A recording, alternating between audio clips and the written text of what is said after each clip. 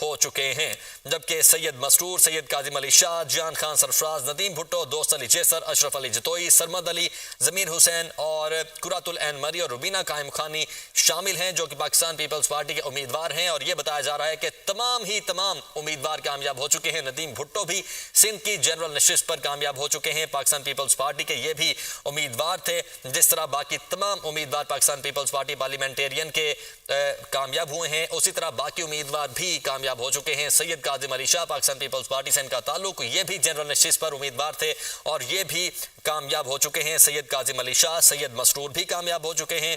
جان خان سرفراز، ندیم بھٹو اور عامر چشتی جو کہ ایم کیو ایم سے تعلق رکھتے ہیں، وہ بھی سندھ کی جنرل نشست پر کامیاب ہوئے ہیں۔ 10 نشستیں تو پاکستان پیپلز پارٹی اپنے نام کرنے میں کامیاب رہی ہے، ایک نشست ایم کیو ایم کے حصے میں ابھی تک آئی ہے اور ایک نشست کا رزلٹ ابھی آنا باقی ہے۔ ٹوٹل 12 نشستیں ہیں۔ عامر چشتی کا تعلق اشرف جتوئی